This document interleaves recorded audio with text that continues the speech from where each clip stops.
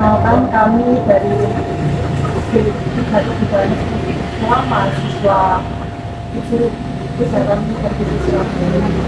Di sini kami ingin mewawancara itu, apakah itu bisa juga? Siap. Baik, langsung saja mulai wawancara itu. Ibu, perkenalkan, saya Sandra Saleka, saya dari Institut Desain Surabaya.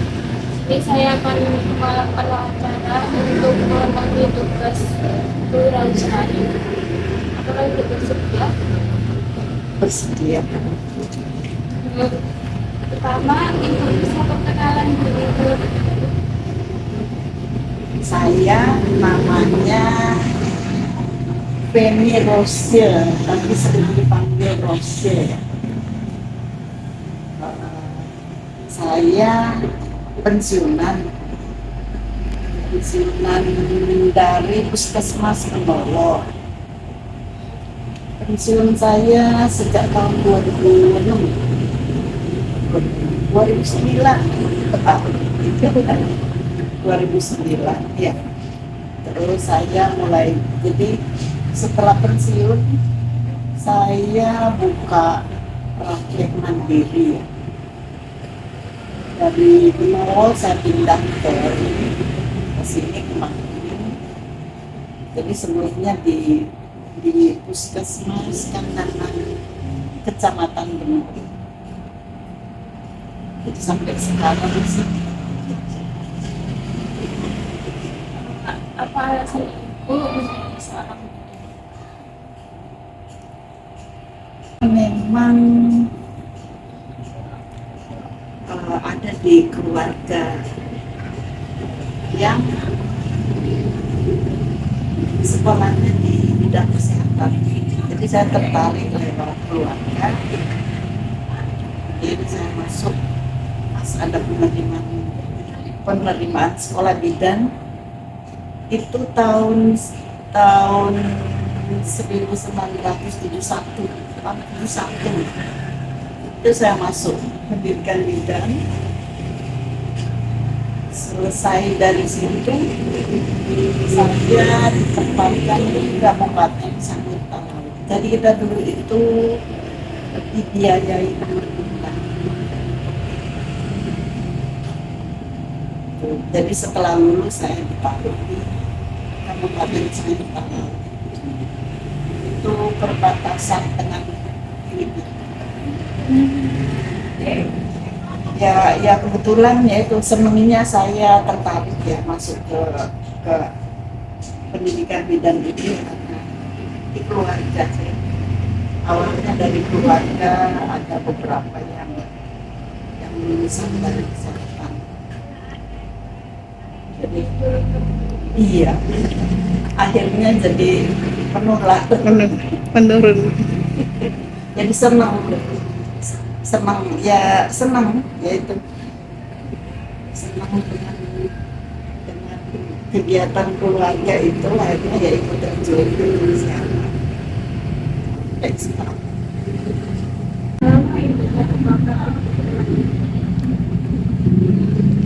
Mulai tahun saya di Puskesmas Pulau itu saya tahun 1985. Kalau nggak salah saya urus izin praktek itu tahun 91. Saya Arifin Daswari, mahasiswa kedokteran dan untuk melakukan cara untuk tugas kewirausahaan saya. Apa bersedia? Bersedia. Baik, langsung saja itu saya menggali. Menurut pendapat Ibu, bagaimana kita dalam menjalankan pelayanan kolaborasi?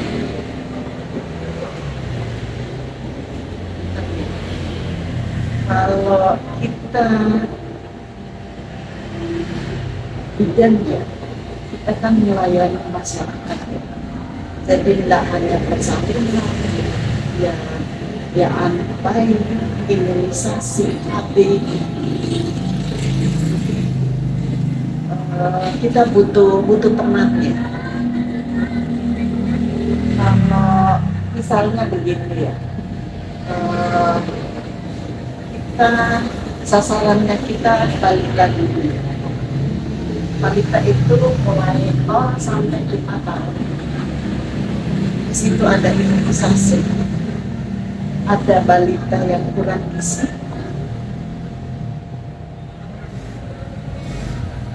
balita dulu ya ini yang penting. Balita ini imunisasi sama kita cari yang kurang gizi. Jadi kita harus kerjasama sama kader. Jadi kader di puskesmas itu kan ada kader ya. Kita di puskesmas itu melihat jumlah penduduk. Jadi kadang-kadang setiap RT itu ada posyandu ya. Setiap RT ada posyandu. Waktu zamannya saya, satu posyandu itu jumlah balitanya ada yang 70-an, ada yang 50-an. Jadi kalau kita ke posyandu itu, nanti di situ setiap posyandu ada kader minimal ada 2 kader. Kader-kader itu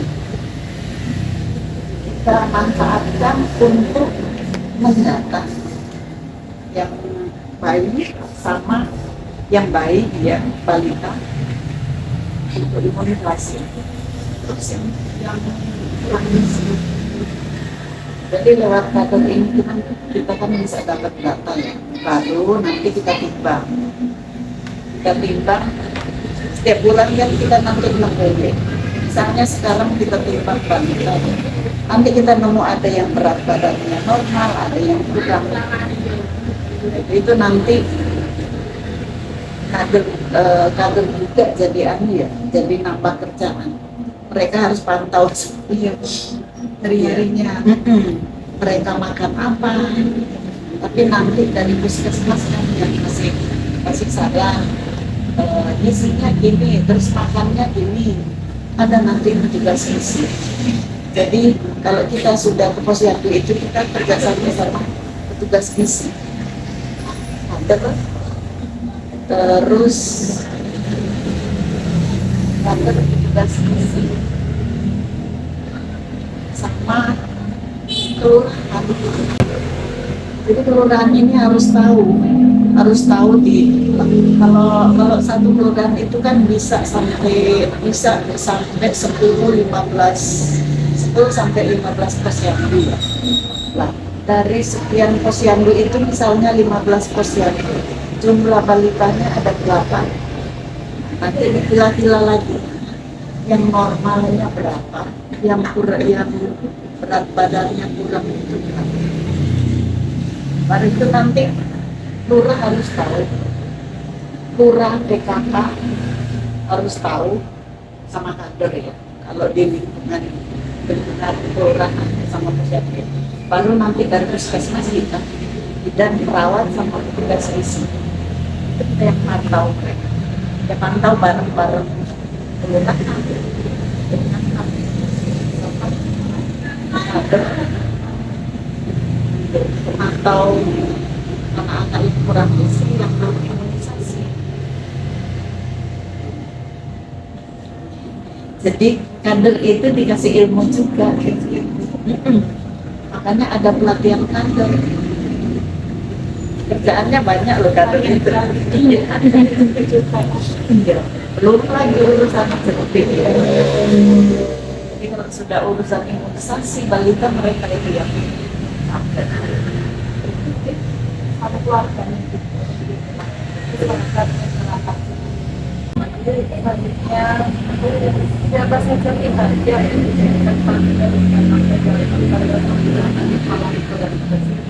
jadi kalau dari puskesmas ya, kalau kita turun ke lapangan dari BKKBN itu pantauannya kita enggak ke kalau ke posyandu karena mereka khusus BKKBN ya lurah kecamatan juga kecamatan lurah baru BKKBN itu 3 ini. Baik, selanjutnya bagaimana cara Ibu dalam membangun kolaborasi kerjasama dan melaksanakan kesehatan yang lain? Kalau kita misalnya rumah sakit ya. Jadi kalau saya dengan rumah sakit ini saya soalnya prakteknya lama di sana ya, di Kandangan sana. Jadi biasanya dari rumah sakit itu yang datang itu mereka tahu ada bidang praktek bersama. Seperti dulu di Balangsari ada rumah sakit PTS. Itu tuh mereka bisa ya.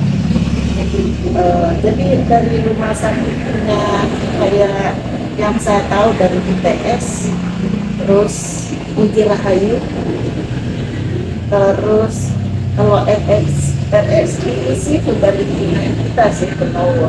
Jadi kita cari yang terdekat. Kalau kita ada pasien yang perlu dirujuk, saya ke yang terdekat, ke RSI.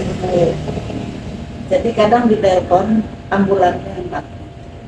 Sama dengan kalau UTS sama Uji Rahayu, petugasnya yang datang.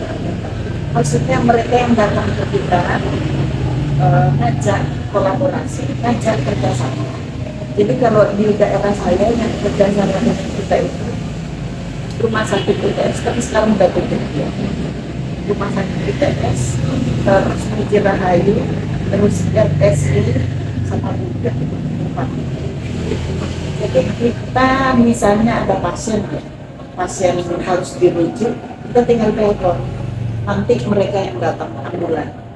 Tapi kita sudah harus siap, maksudnya siap administrasinya, administrasi itu bukan ya, bukan administrasi, rujukan, surat rujukan itu, surat rujukan gitu kan, maksudnya kita ngirim pasien kan harus ada indikasinya kan, indikasinya kita ngirim itu apa? Harus tepat loh, kalau enggak kita dimarahin.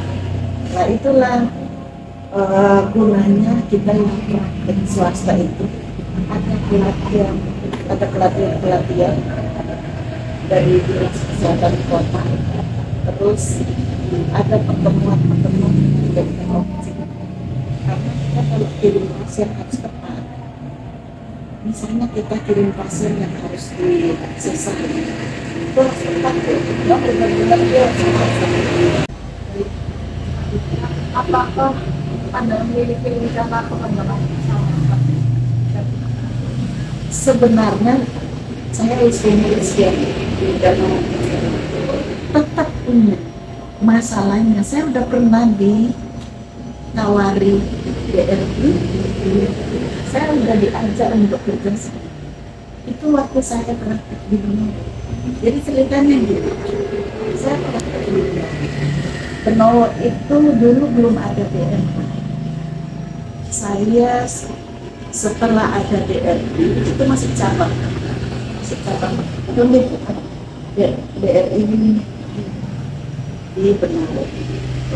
Saya kan suka makan di situ. Kok pas saya ke sana, jadi ceritanya gitu, saya makan di sana.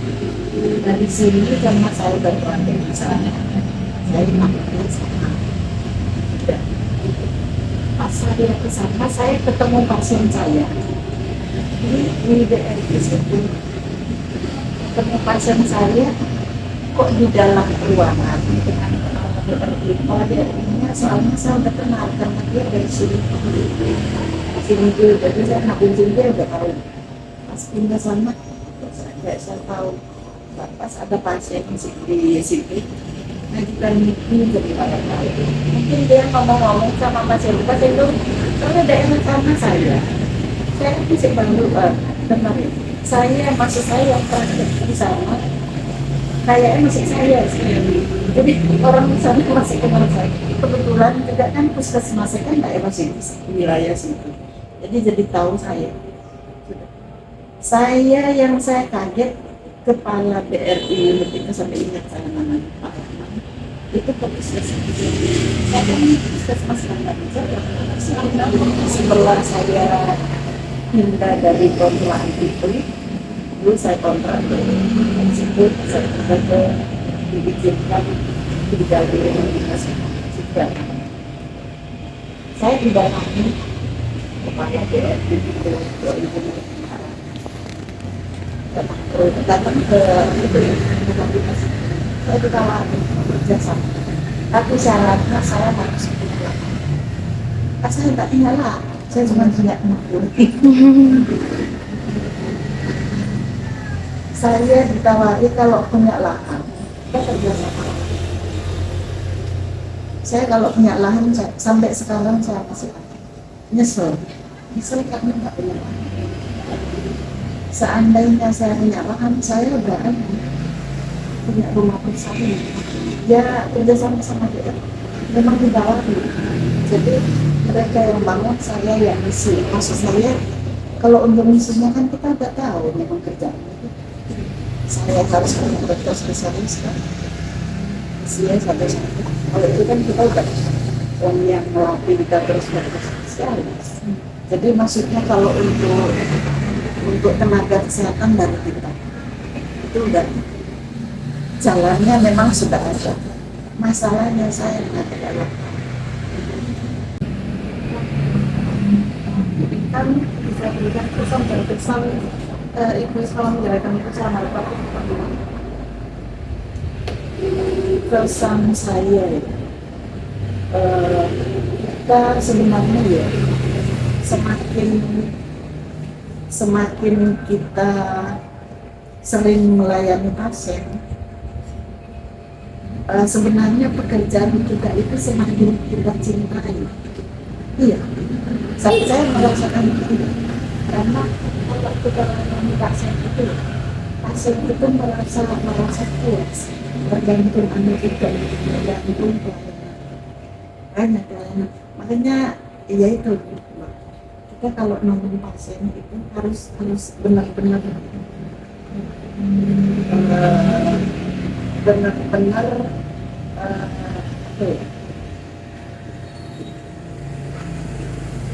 fokus. Jadi kena ini maksudnya yang kita layani itu disenangi sama dia. Itu kembali-baliknya dia sampai kita terus. Itu saya merasa senangnya di situ. Selama saya kerja di rumah itu yang saya tidak sering. Mereka sudah cari-cari, tapi saya sering ke pusat. Dan kebiasaan itu saya bilang, saya orang desa, suka jalan. Saya suka ke posyandu itu. Akhirnya saya senang kader ya. Saya udah pindah ke sini masih dicari. Pasien karena masih cari jauh-jauh, lama-lama. Itu kesan saya kalau kita tenaga kesehatan seperti saya di puskesmas kita langsung ke masyarakat. Jadi kalau kita ke masyarakat itu kita tahu, kita jadi tahu mereka hidupnya mereka gimana, kita tahu. Jadi, mereka kerjanya apa. Jadi kita tidak hanya ngerti kesehatan, tapi kita tahu dia kita bisa paham perasaan mereka ketika ada suka. Kita kalau mereka kita bisa paham mereka itu jangan melihat kita itu beda. Jadi kita lihat mereka itu yang memang harus kita layani. Mereka masih banyak orang tahu awalnya mereka agak bisa. Itu yang bikin saya punya kesan baik yang tidak bisa saya lupa itu kayak apa.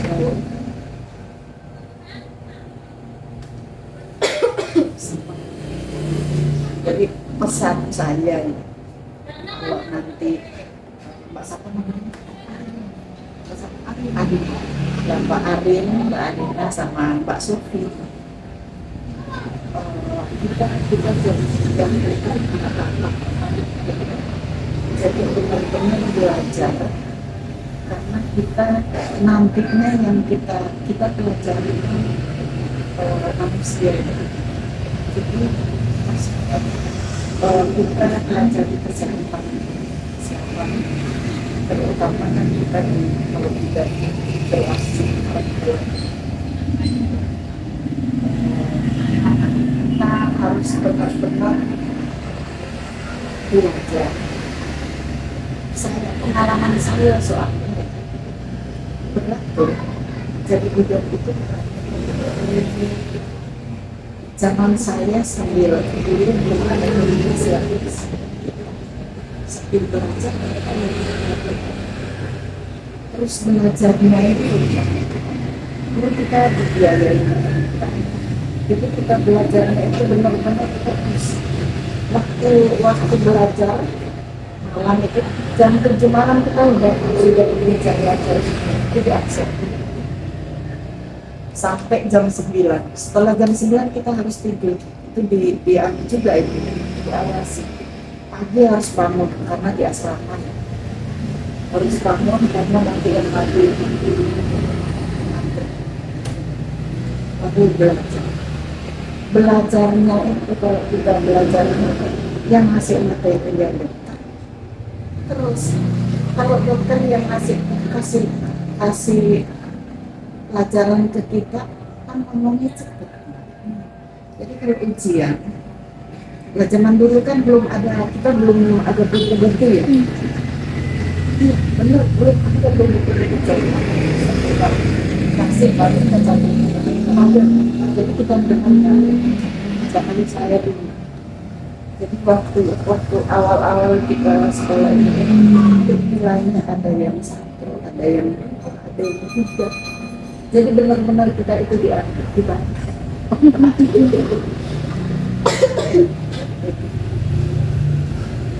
Terus kalau kita itu awalnya itu zaman sambil kalau sekarang berbeda. Sekarang aja sudah pakai ya.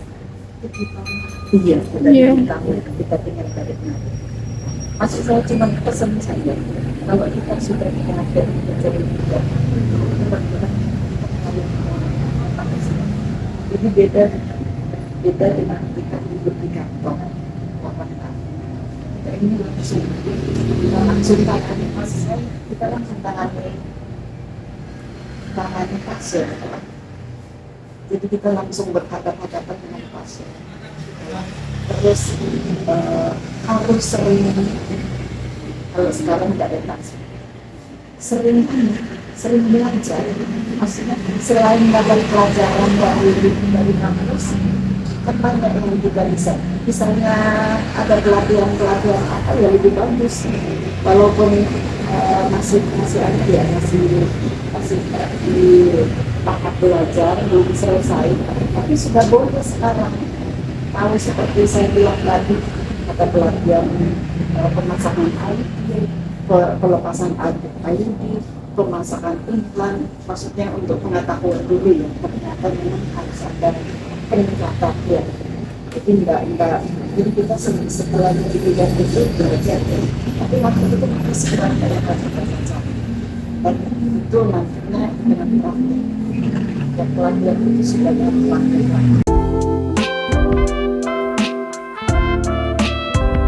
Baik Ibu, terima kasih atas waktunya sudah meluangkan waktunya untuk wawancara di sore. Saya juga makasih. Saya dipercaya untuk bagi ilmu, bagi pengalaman. Terima kasih Bu. Sama-sama. Akan saya jadi wawancara. Terima kasih Bu. Banyak. Terima kasih ya. Ini saya foto. Oh iya.